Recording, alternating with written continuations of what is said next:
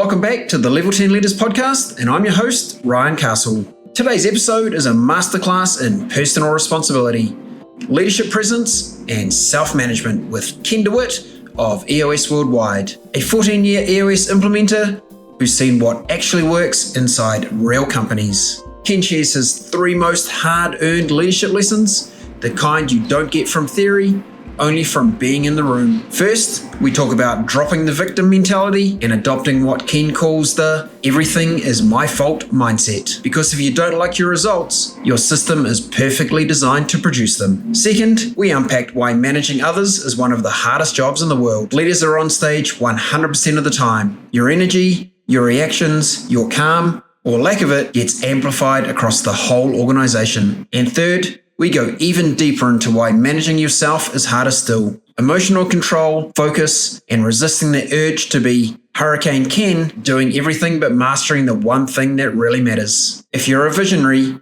integrator, or leader running on EOS, and you want fewer fires, stronger leaders, and more consistent traction, this episode will change you in all the right ways. Let's dive in with Ken DeWitt. Kenneth DeWitt, welcome along to the Level 10 Leaders Podcast. So great to have you on the show today. Great to be here with you, Ryan. Thank you. Ken, we're very excited because we've had the opportunity to be engaged in a number of conversations over the last year. Yes. You were kind enough to host my business partner, Dr. Mike Ashby, in your wonderful home and on your houseboat recently. Thank you for doing that. Yeah, did he behave himself? He did. I got a story or two. Maybe we'll get into that. Okay, we might unpack those a little bit later. And one thing that Mike did learn while he was with you in Alabama was that you're a big Crimson Tide fan. Is that correct? Yeah, college football, American football. I live in Tuscaloosa, Alabama, the home of the University of Alabama, and since a young child, I've been a fan. Older brothers, drill you as a fan, and so since I've been about 10 years old, I have followed the Tide. Today, we're playing the Oklahoma Sooners in Norman, Oklahoma, in the college football playoff. So they've won 4 of the last 5, the last 2 in a row. So maybe a third time is a charm tonight. So I imagine there's some pretty good odds on the game tonight. Are you going to make $1? Well, I'm not much of a bettor, but I think we've been a 3-point favorite every game we played them, and it's the same again. But the record speaks for itself. So it depends on which team shows up, the sharp one that can do anything in the world or the one that can barely not trip over its own shoes. We'll see tonight about 7 Central. Yeah, it's a fascinating insight, isn't it? And it's so obvious in sports teams where the exact same group of players can be really on point one game and then just seem to be missing in action another. I'm curious, you have coached now hundreds of organizations using the EOS system. Do you see the same thing occur in business? Do you see great teams turn up amazing one day and not so much the next? You're right. And what you're absolutely right. Business teams and executives are the same thing. They can be sharp as a tack one day and then clumsy as a hammer another. I don't know if that's really a saying, but and I'm that way. I prepare for every meeting I have in business, and sometimes I amaze myself, and then sometimes I amaze myself that I wasn't as ready as I thought. Yeah, I have a similar experience, and it's sometimes it can be you feel like the preparation is just as good, the sleep has been good, the diet's been good, the exercise has been good, and yet some days it just doesn't seem to flow like it does on other days. And I guess if we could bottle and capture that magic, that'd be worthwhile selling. Well, I'm going to mix my sports metaphors for a minute. It's I'm a college football fan, but baseball, a batting average, 300 batting average will put a player in the Hall of Fame. In business, I shoot for an 800 batting average, 8 out of 10 great things done or good things done. And I get there sometimes. And over my life, I've been over 40 years in business. The batting average is, I wouldn't say I'm in the business Hall of Fame, but I've been able to start as a young person right out of college in a significant amount of debt. And now I'm okay. I could stop working, but I love working. I love it so much that it's not really work to me anymore, which is what I hope for everyone. Absolutely, that is a great place to be. If you love your work, you're in a great spot. So well done to you, Ken, for doing that. Hey, let me hit you with some of our fast fact questions so the Sure. audience gets to know you a little better. Are you a breakfast or dinner guy? I'm very much breakfast early riser. Okay, that takes care of the routine. How do you normally start the day? What time are you up? What do you do? What do you eat?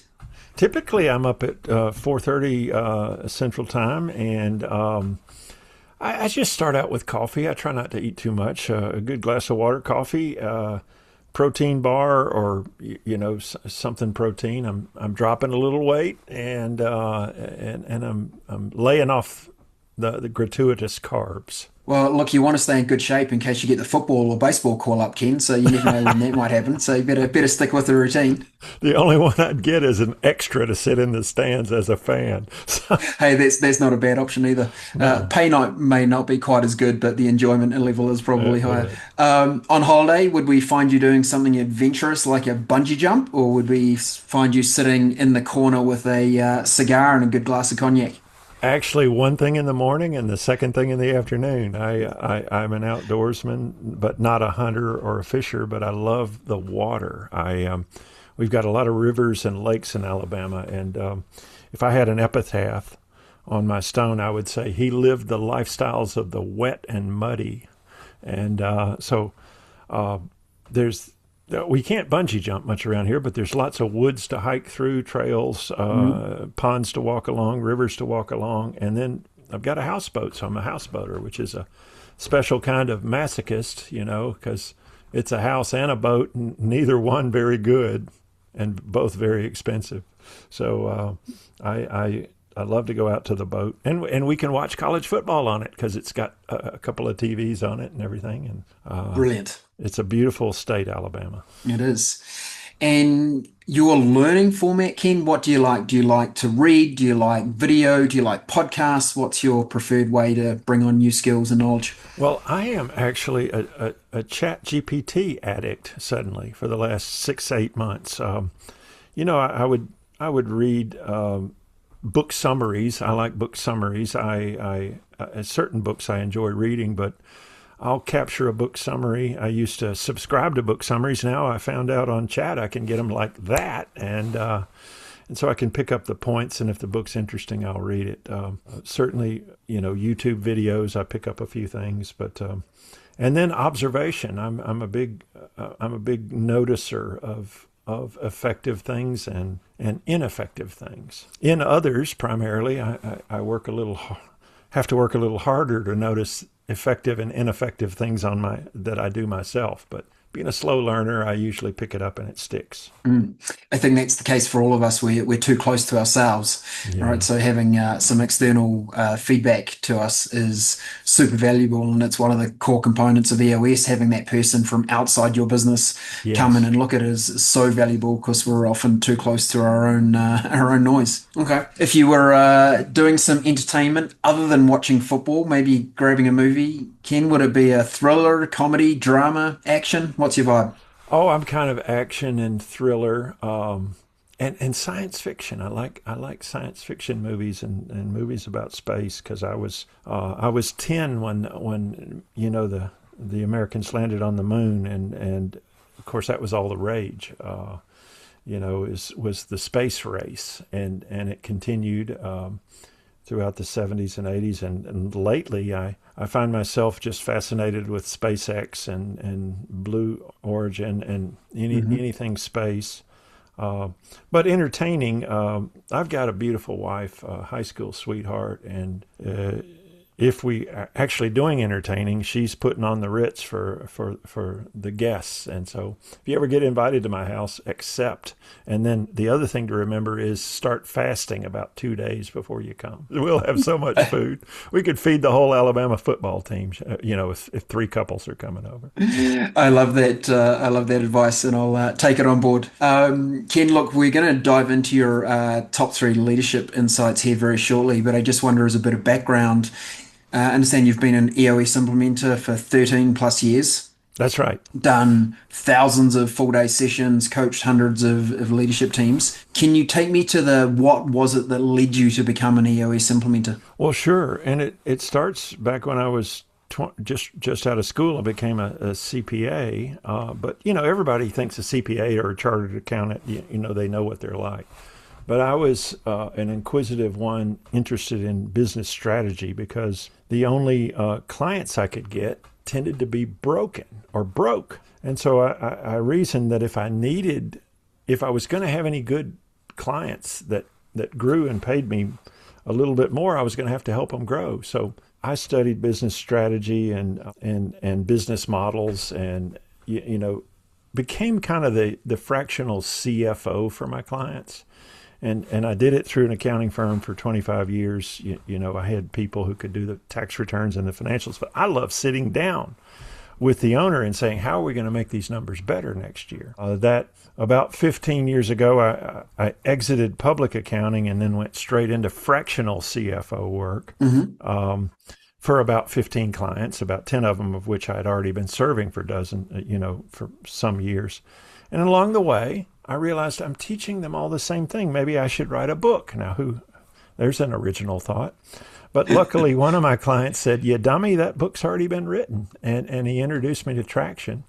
I flipped through it, and in Colby, which we use in EOS, I'm a quick start. And I said, voila, this is what I will teach, because it was a complete system, as you know. And I converted about half of my 15 clients into EOS clients and phased out the CFO work, went full-time into EOS about a dozen years ago.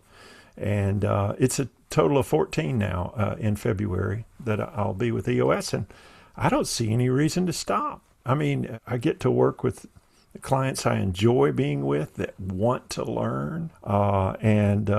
It's so rewarding to have them, for me to help them drive around some of the potholes I hit and some of the rocks I ran over and everything. And I know still they're gonna hit their own potholes. They're gonna run into things. But I've enjoyed helping them dodge a few of them. And it doesn't take much to change the trajectory of something. Just doing something a little different, but continuously. And so I describe my life in business and in building wealth as a tortoise as opposed to a hare. I've never hit any big home runs. I've invested in, half a dozen businesses.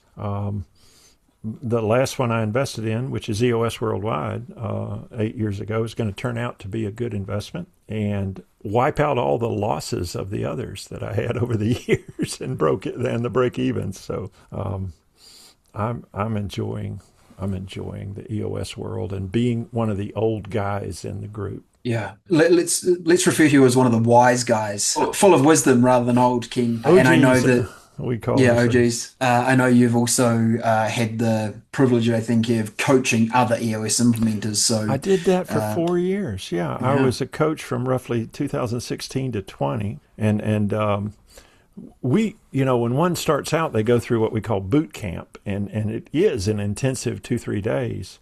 But so as a coach, I got to go through boot camp again, and I went, gosh, I wish I had learned that back then, and I learned so much more. When you help teach something, you learn faster, as you know.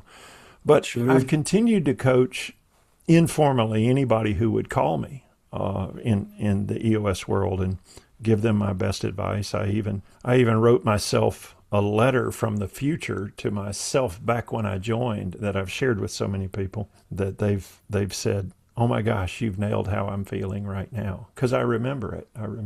And coaching is very rewarding, but it's just more fun doing a whole leadership team than a single person. So that's why ultimately I got out of coaching. I still do it, but I'm kind of like one of those preachers that's got one good sermon, and so once they hear that from me, I say, well, that's about all I got. Yeah, I like that.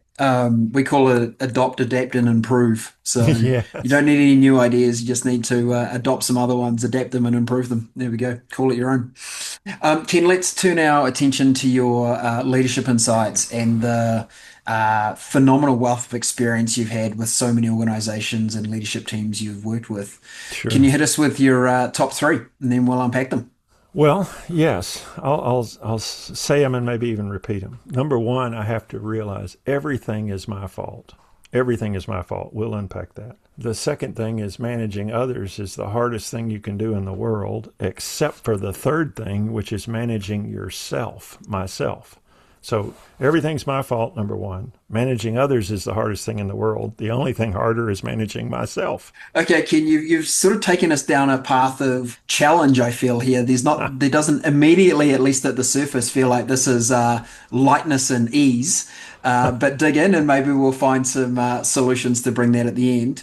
Sure. Everything is my fault. Wow, that feels like a heavy burden to carry. Tell us more about Well, that one. it's my way of saying I need to drop the victim mentality. If I ever catch myself going, "Oh, woe is me. I don't feel good. I'm not doing well. I'm not winning as many new relationships as I'd like," or it's up to me because I have not complete control. I mean, there's a huge amount. I keep a little disc around here that's popular for people, a little wooden disc. It's got lines on it that says, above this line, you have no control. And it's like the weather, the economy, how somebody else is having a bad day. Below this line, all of this is under your control. So I focus on that. Somebody biblical might say it's the serenity prayer, grant me the wisdom, to know the difference between what I can control and what I can't.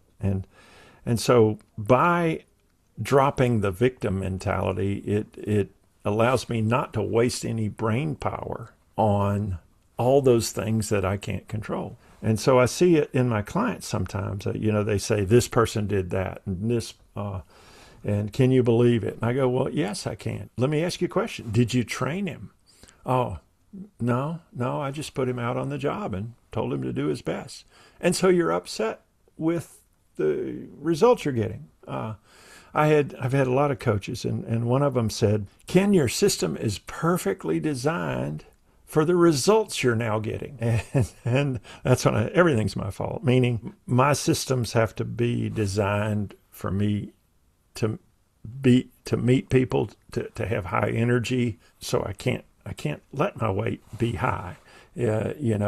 High energy is my responsibility. Get out there and move, and don't put certain things in your body.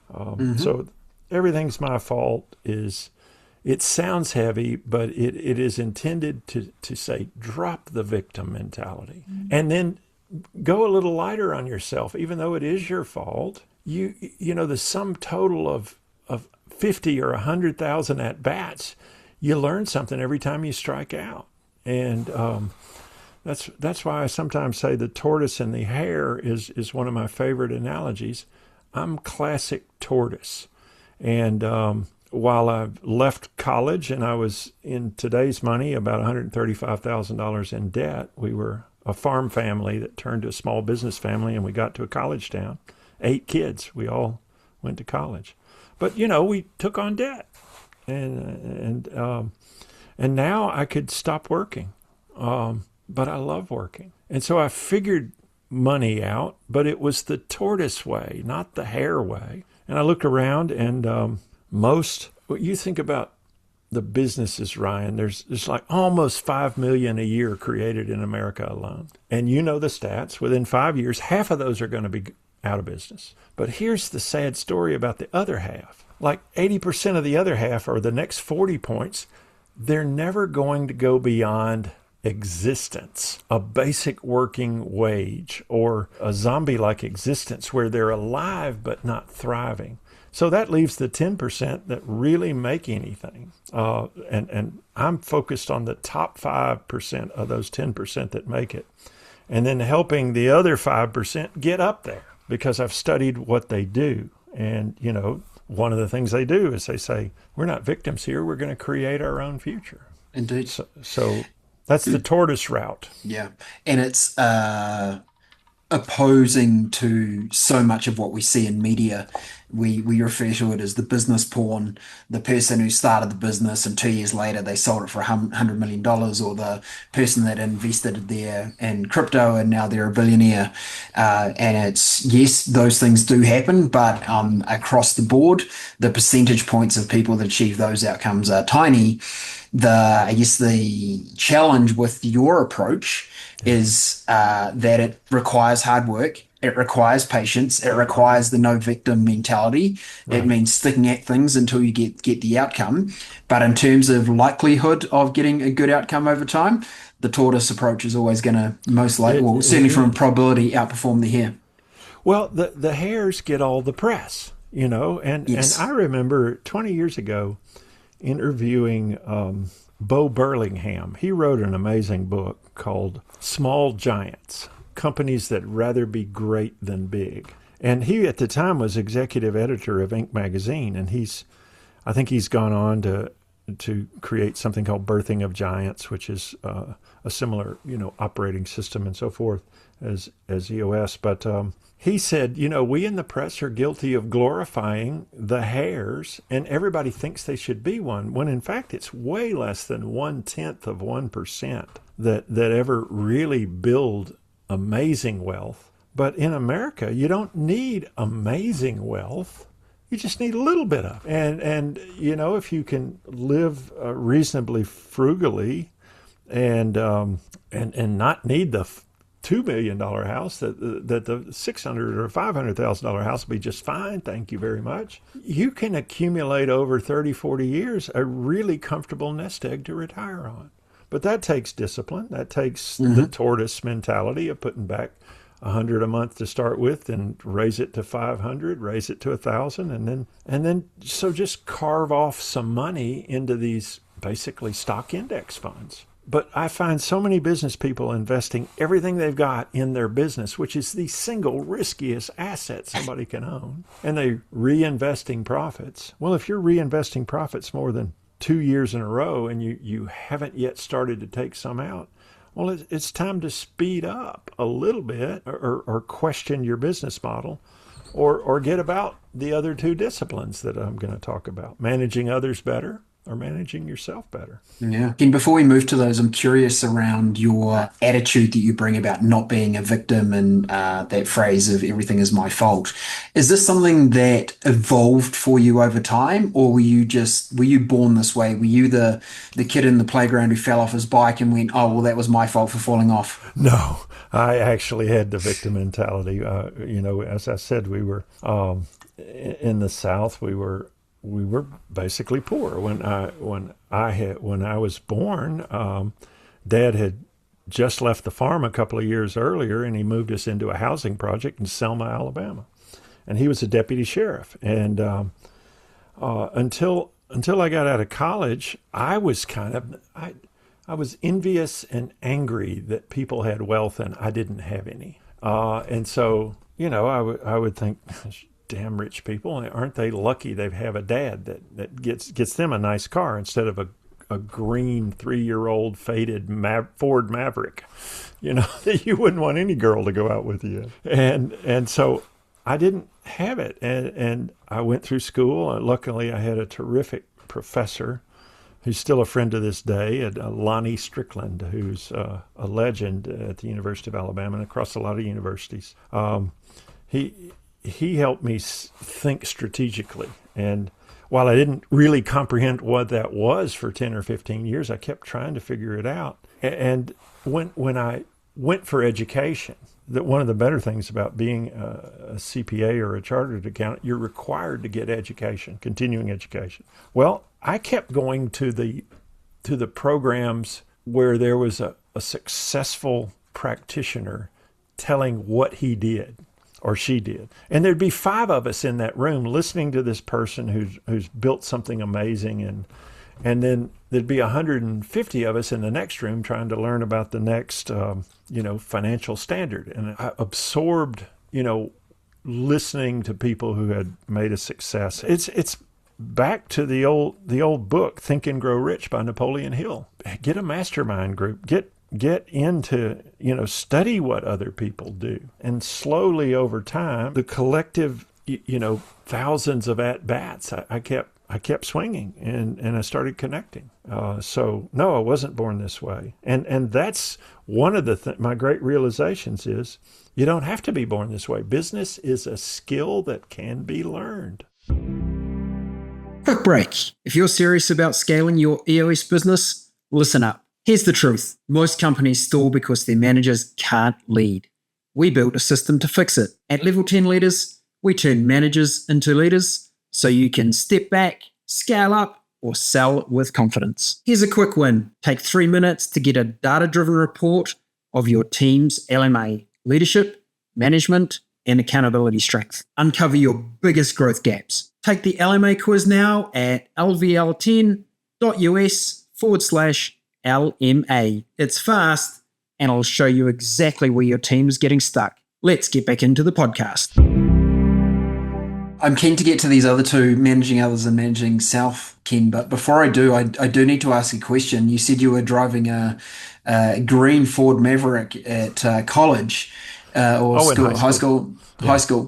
And you married your high school sweetheart. So I take it wasn't the car that she fell in love with. Was it just your incredible Southern charm? What was the story? Well, the real story was, luckily that damn thing died and we had to buy a better car. And so I only had to endure it about the first year, between 16 and 17. And then I met Pam when I was 18 and I had a decent car. So, there we go. Lucky save. Yeah, lucky save. Yet another time when the God smiled down on me, but Pam's such a sweetheart. And she picked me. She was too pretty for me to ask out. So she got word to me that through a friend that if I asked her out, she'd go. And so I often ask the men who are married. I said, you think it was you that really decided? Yeah, I see you shaking your head. You're right. I mean, nine times out of 10, it's the rare guy that sees a woman and says, I'm going to win her. Yeah, I think it's the other way around. And they hate that I know that, So Ken, Paula and I, my amazing wife, we're celebrating our 29th wedding anniversary if we make it through to Sunday. Things are looking good to make it through to Sunday this week. Yeah, keep your mouth shut and do what she says, right? It's been a recipe for success so far, so I'm sticking with it. Yeah. Alrighty, Ken, let's talk about why managing others is the hardest thing to do. Or maybe the second hardest, because I think you said managing self was the hardest of all. Well, that's right. So I have a nickname that slipped out at EOS, and they've kept it alive. My nickname is Hurricane, because at age 30, 35, I was an intensely driven young man, and I was in partnership with my brother, had maybe as many as 25, 30 employees, and being intense and driven. And when they weren't fully performing or there was turnover, I had a workplace psychologist. I charged him with coming out and finding out what was wrong with all those people. And most people laugh because, they know the story. It was me. And in fact, I'm sharing this more to be vulnerable than to be proud of it, because it's embarrassing. I scared people. My intensity, I have, your listeners can't see me, but I have a face where even my own daughter, who's now 28, always said, Daddy, what are you mad about? And so the resting face I have looks like I'm angry. And I'm 6'2", and I'm 240 pounds. And so I'm a big guy, looks mad all the time, intense. And I use this example with another business person this morning. I said, here's what my coach taught me. When you're managing others, you have to remember you're on stage 100% of the time. I said, that doesn't sound fair. He says, it's not fair, but what does that matter?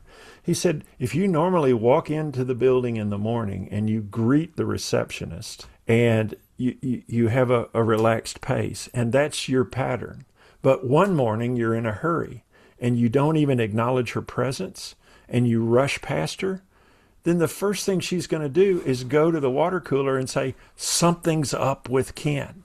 Something's going on. And that's the hardest, managing others is first realizing that you're on stage 100% of the time. And when you are, and you're screwing up 20% of the time, you're going to scare some of them. And most of the clients I talk to, they go, I'm not scary. I'm a decent guy and everything. I said, well, you think that and you are. But to a person you're the only source of their income and you look frustrated and scared and mad, it's like mom or dad being super angry, and it makes them worry. So the first thing I learned in managing others is, and I'm still learning it, is remember I'm on stage. Remember that I must, keep my cool. I must work on a poker face. I must not let things get me because it impacts others and it scares them. And worse than that, if you're kind of rough and say you should know this, well, that crushes the soul of a person. So I'm still working on it. I've still screw up, but I'm getting better. It's a lifelong quest to. I've used all kinds of coaching about how to have my presence be comfortable to the people I'm working with. I have four part-time assistants, and I even sent them to a course on how to be tough with a tough guy, and they're doing better. And I'm really not so tough. I'm just like anybody that looks tough. I'm more of a teddy bear, and if I hurt somebody's feelings, it crushes me.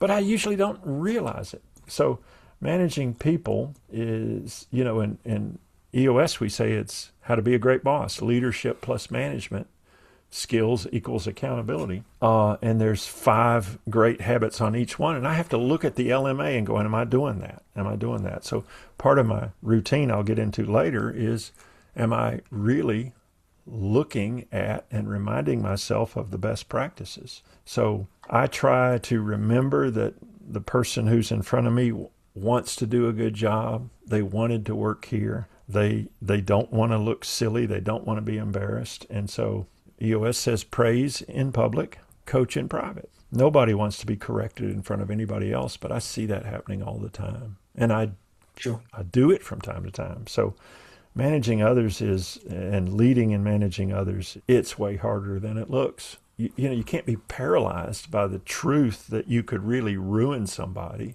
by being harsh with them. But at the same time, you can't walk on eggshells around them because they need the structure and the guidance, or they don't know that they're not pleasing you. They sense it later that, oh my God, he just doesn't look happy. And so all kinds of cliches come to mind because most of them are true. In the Deep South, we're kind people, but we have to remember that to be unclear with somebody is to be unkind to them. And so that's why managing others is so hard. You have to be clear sometimes, and we have to walk this tightrope of being frank and candid and doing it in a way that builds a person up, not breaks them down. Ken, I love those insights. I'm curious around the idea you have of remembering that you're always on stage, and then this concept that we hear continuously these days is about being an authentic leader. Right. How do you see those two kind of like concepts working in tandem? Well, being always on stage is just a reminder I have to say, because people are watching. I mean, like it or not, I find myself in a leadership role in EOS worldwide. I mean, not literally as an officer of the company, but I am one of the 11 elected franchise advisory board members. And so, when a person brings me their frustration about EOS, it's my job to listen, and to listen patiently and not dismiss it too quickly. And so I have to practice my listening and focusing skills. And authenticity, that's not something I can practice. It's just something that I've realized that if I can be vulnerable and admit my own mistakes, the other business owners and the other coaches can go, oh, so I am not alone. Because if there's any one thing I've heard people shyly ask me is, am I screwed up? Am I the only one? Am I the only one with a dysfunctional team? Am I the only one that can't get his people to perform? And I say, no. I mean, you want to talk about partnerships? I have 4 failed partnerships, 4 divorces, business divorces. And I tell them, if a marriage divorce is half as painful as a partnership divorce, I don't want any part of it. So, that's what authenticity is. It's really sharing feelings. And men in America and men around the world are taught to be tough. And nowhere in the manhood instruction book are you instructed how to be vulnerable and authentic. And so we bluster our way through until somebody cares enough to say, dude, do you realize when you say that? And when I got into EOS, of course, I've had coaches tell me that, but then to have fellow EOS implementers just say frank things to me, and I'm kind of surprised a little bit, but it's true. So you build the muscle of letting authenticity kind of develop. It's something I kind of embrace. And if I'm ever at a loss for words, it's easy to think of something not so smart that I've done. And that in turn lets the person relax and realize they're not alone. They're not the only ones that have messed something up, and they can overcome it. So authenticity and being on stage, it's a cultivated habit. You can't fake authenticity though. And you do, every one of us has the imposter syndrome sometimes. Will I be discovered as a fraud? But back to the truth is, no, I'm not a fraud. I'm very common, because most business owners who ever figure it out, doing it the slow, mistake-prone way, that they eventually stop making the same mistakes more than once or twice. And there are ways to avoid the mistakes by, for example, you don't have to go and invent EOS yourself. There is a proven methodology of how you can run a business more effectively. So don't make 20 years of mistakes trying to figure it out for yourself. Go and work with someone that's already knows the model and understands, and implement that. Does that mean you won't make any mistakes in your business? Of course not. But you can shortcut some of the pain, I think, on the way through. My insight around the authentic versus stage piece is, I think the stage piece is very much how you carry yourself, right? So even though you've got real challenge maybe going on in the moment, still treating anyone in your organization you interact with kindness and compassion. Treat them like a real human, not like a resource to be utilized. I think is the stage. Attention. Give them your full attention. Don't look at your phone when you're talking to them. Come on, folks. Yes. Yep. Love that. Yep. So that's that side. And then I think the authentic is, it's okay to share with your team that you are challenged. And I've seen some of the greatest progress in our own business is when I stopped trying to solve everything myself and actually went to the team and went, hey, we've got this challenge over here. I'm not sure how to figure it all out for myself. Are you guys open to helping? And the team have loved that. And the solutions we've come up with have been way better than I would have figured out for myself. So I think that authentic bit is, as you suggest, allowing yourself to be vulnerable. You don't, even though you might be the owner and the founder or the president, whatever title you have, you don't have to have all the answers. And in fact, your team works better when you give them the opportunity to find the answers as well. It really does. Sometimes they're frightened. Some personality types, if you will, hate vagueness and hate having to figure things out. They say, I just want you to tell me what to do. And that's a tough moment when you have to say, well, I could tell you what to do if I knew. I need your help figuring it out. And the more that you feel safe enough to do that, the better we're all going to be around here, because you see everything that goes on in this business and you notice things, and you probably say to yourself, I wonder why we do it that way. Well, there may be no good reason why we do it that way, or it may be that we're doing it a very wrong way. And so creating that psychological safety for people to tell you what they really think is part of managing others. managing yourself when we get to that. Indeed. And we regularly see in the EOS language visionaries and integrators.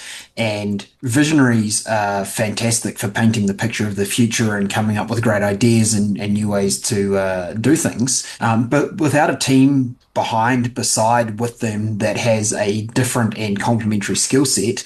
I mean, can you imagine a business that just had all visionaries in it? Man, there'd be lots of great chat, lots of good talk, but boy, nothing would ever get done. I can. It sounds like the EOS Advisory Council. We're all visionaries. But, I've realized this about visionaries. They, because I'm one myself, and they have this intensity and this impatience, which is, as my coaches have told me, my greatest strength. But it's also my greatest weakness when gone too far. Yes. Visionaries can say, "Oh, we can do this year, and let's do that." And then they say, "And this, and this, and this, and this," and the person then becomes a mushy mess because they don't know what to do. Another cliche I'm fond of is, if you want somebody to do 3 things, give them 3 things. If you want them to get nothing done, give them 8 things. So people do need direction. They need priorities, and then we've got to be patient enough as visionaries not to add too many, and then expect them to figure it out, because they're going to try to do it, and they're like soldiers that'll throw themselves against a very strongly held defensive position, and it's not good for the soldiers. The other part of it is to create psychological safety to push back. Which, think about that. Imagine if you have one source of income and they say, "I want you to push back on me, but I also want you to do these 12 things this month." Most people aren't equipped to say, "Tell me which of the 12 you really want me to do." They're going to try to do it. So we've got to be smart enough, and getting a little bit into managing myself, to have an integrator that is brave enough that we give permission to say, "Hey, with love and respect, I've got to call out the fact that we just left the quarterly. We just set 5 rocks. You want to add 3 more right now." Now, many of them will just sort of, after he says or she says, "Yes, I do." That's the moment of truth, when they've got to have enough gumption and they've got to have permission from the visionary to say, "Well, I can't do that. Tell me the 3 other projects that were so high priority last week. Which ones am I going to drop?" And visionaries aren't good at admitting that. We're not. But over time, we can, if you listen to your EOS implementer or a good coach or an executive coach or a career coach, you got to set boundaries with people who are too demanding for you. And that can be with customers, can be with bosses. How many businesses do you find that are running around, another Southern phrase, chickens with their heads cut off, trying to take care of their biggest customer, who is their lowest margin customer, by the way. Uh-huh. And they're shocked that other good customers are leaving. It's only so much you can do, and so much complexity that a business can take. And visionaries, including myself, see too many opportunities, want to pursue too many opportunities. Already going into managing myself, I have to say, there are 25 things I can do, but there are 2 or 3 things I do really well, and this one thing is the thing I'm going to do, and I'm going to be the best in the world at it, and have faith in myself that I'll be fine if I do that. So keep expanding on that. When you talk about that, Ken, are you referring to where your strengths are, what you're very, very good at? Is that the zone you're in when you're going, where do I focus? Well, it is that, but it's also, when you lead a business, your customers, and especially if you can win some trust with customers, they'll be spoiled, because so many, I tell people, you don't have to be a superstar. You just got to be better than all of the other people that are around you. And their customers then say, "Wow, you're so trusted. You guys do so well." For example, you put shingles on a roof, just for example, and you're the best in the world at it. And your men show up, and they're courteous and they're kind and everything. And the guy says, "Hey, I need a fence. Could you guys put up a fence?" And I don't know why we do it, but we say, "Sure," when we should say, "No way. I'm not a great fence. I'm a great shingler." and so that's what I'm talking about in terms of choice of product lines and trying to chase too many customers. It's a matter of self-discipline to say, I'm going to be good at this. The great singer Paul Simon has this most quirky little song called One Trick Pony. And I don't imagine many people have heard it because it's not one of his big hits, but it talks about, a one-trick pony who does one trick, does it with pride. It looks magical when he does it. And the payoff line is, it says, it makes me think of all the herky-jerky motion I have to do to get through my business day and all of the different tricks I try to be good at. He's a one-trick pony. He's amazing. So I try to explain to people, I'm a one-trick pony. And they go, man, you're weird. And I say, well, I'm trying to reach you, and I have to remember as I get older, not everybody listens to the same music, watches the same movies I have. So, Indeed. Diversity is good. Okay, tell us more about managing self. I think you mentioned at the top of the podcast, Ken, about managing emotion. How does that play into managing self? Well, again, I take inspiration from great things other people have said.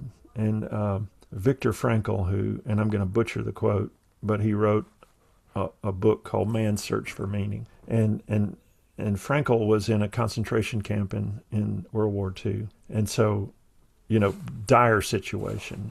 And the people who survived those camps, some by lottery, some by luck, found a way to have a meaning in every day. And one of the things he said was, there's a moment when something happens to you that stimulates you, that you can either be upset by it or you can choose to not be upset by it. In other words, there's this moment when, if you can control yourself enough not to be triggered or not to react, that you can choose calmness, even though it may be inflammatory to you. And so with Hurricane Ken would be challenged or feel a little bit insulted by somebody taking a contrary position, and I would double down and get a little angry or a lot angry, and not in a raging fit kind of way, but a stridency comes out in me. So the number one thing I have to do is to remember to control my reactions to things. Now, I've had lots of coaches do this, but the quirkiest thing I've ever done was I took up horseback riding in order to learn how to control my presence. And you might say, whoa, this sounds a little strange. Well, I had met numerous people that seemed to be the calmest people that I knew, and they were relaxed and they were joyful. And then I realized they all rode horses. Now, what's the thing about a horse? It's the most sensitive animal in the world because it's a prey animal, and you climb on its back. All right? So you got to control your emotions while you're on a horse. You have to, I learned that I just took 2 or 3 months worth of riding lessons, and Western style, nothing fancy. And, I was told the horse can actually see where you're looking. So don't look at the horse's neck, because the horse is going to go, why are you looking at me? What am I doing wrong? He wants to know if there's a barrel you want him to race down, that you need to be looking at the barrel, and that's the way people are. They want to see where you're looking.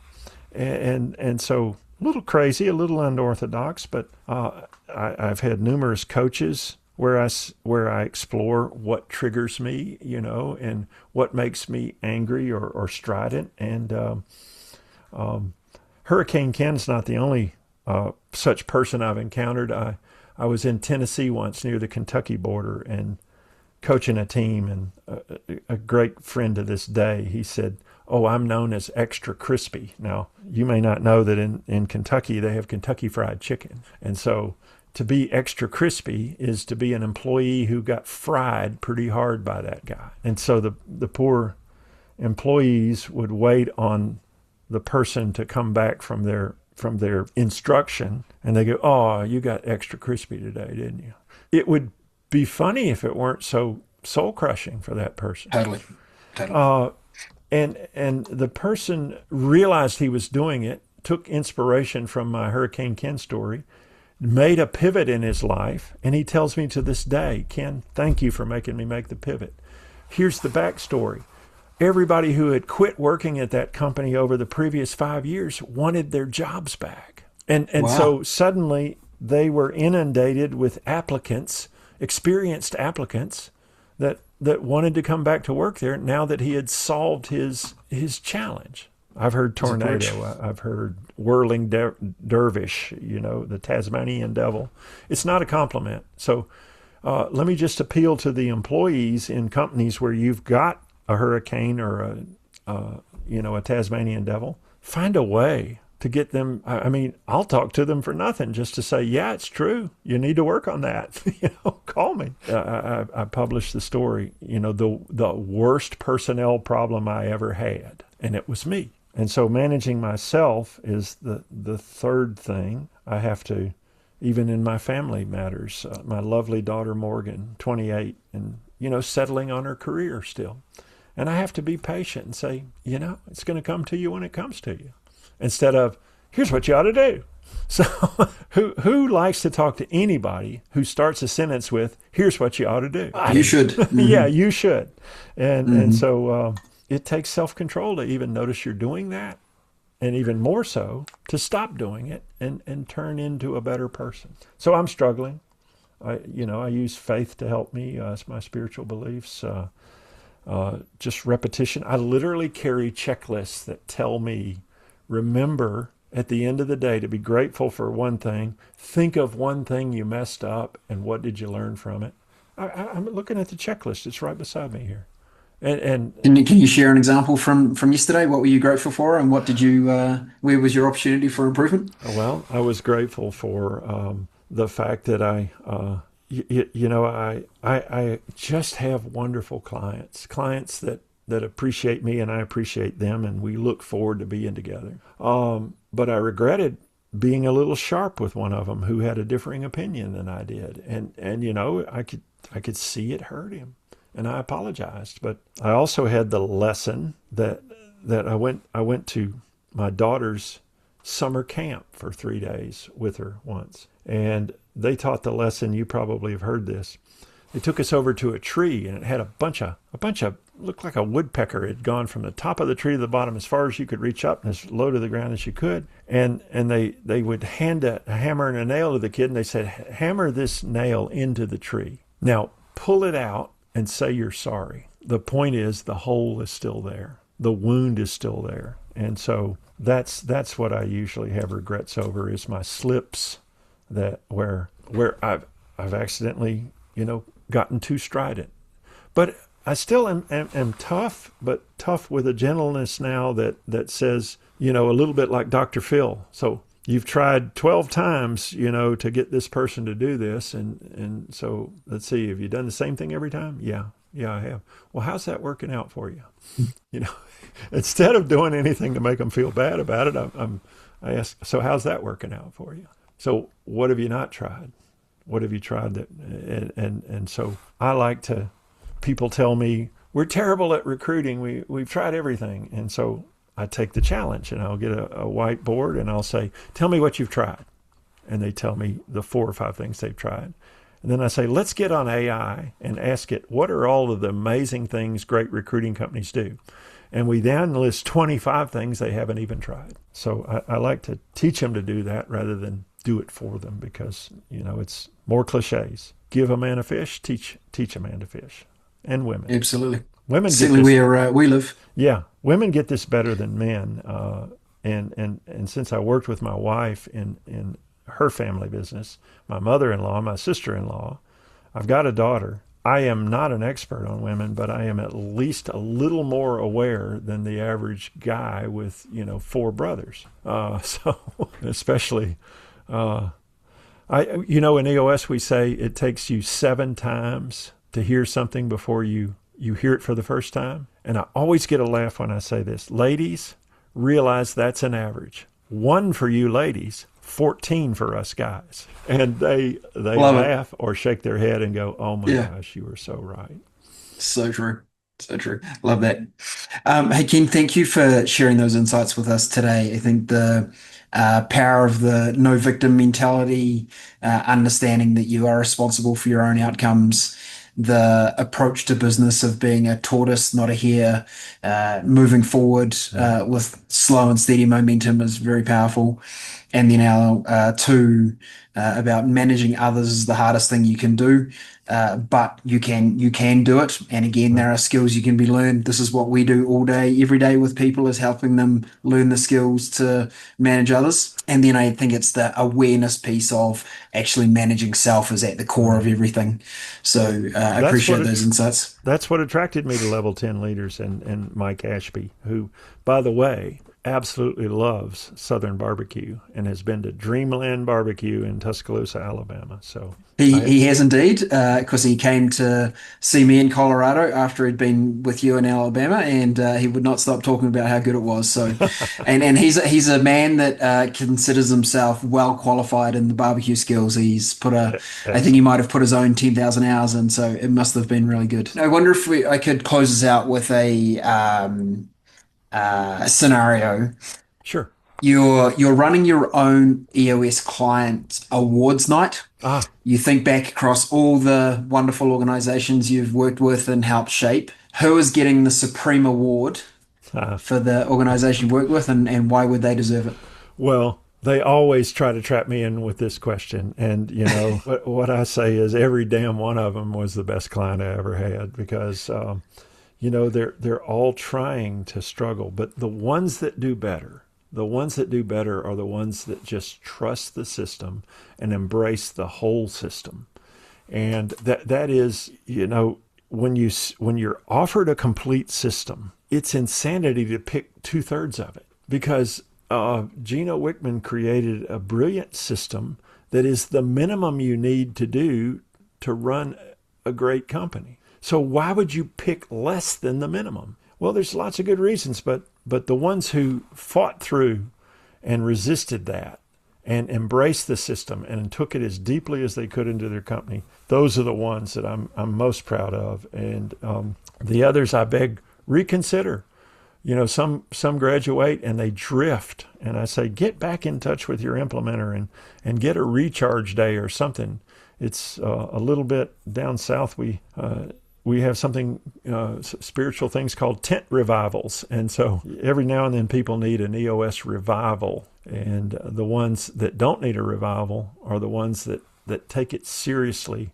And out of the 100 I've done, I would say 20 have gone that deep. And the other 80, have gone into it, benefited greatly, but they didn't get the full benefit they could have had they kept going. And just adopted the system and then tweaked it rather than picking and choosing parts of it. Long answer, I know, but I got away from naming a particular client. You did. It was, I think there's a political career available for you, Ken. It was very nice avoiding of the question, but delivering some good messaging anyway. So well done to you on that one. And I was certain that when you started talking about the horse riding that you were going to say you were going along so you could learn how to be a one-trick pony. No, I will start using that now. So, because I never even thought of that. I'm just not that bright. So thank you, Ryan. What a pleasure to be with you on this, and keep up the good work at Level 10 Leaders. I'm going to continue to tell my clients that you're a darn good company to partner with. Thanks, Ken. Really appreciate that, and appreciate you sharing your time and wisdom with us today. And go Roll Tide. Roll Tide. Let's hope. There's always hope. Disclaimer: Level 10 Leaders is an independent podcast and leadership development platform. It is not affiliated with, endorsed by, or sponsored by EOS Worldwide LLC. EOS, the Entrepreneurial Operating System, Level 10 Meeting, and related trademarks are trademarks of EOS Worldwide and are used here for informational purposes only. Thanks for tuning in to Level 10 Leaders. If today's episode hit home, here's what you need to do. Take the LMA quiz. Go to lvl10.us/LMA. It's fast and reveals what's holding you back. Hit subscribe and share this with one person who needs to break through the ceiling and crush their growth goals. Stay tuned for the next episode where we'll show you exactly how to level up to Level 10.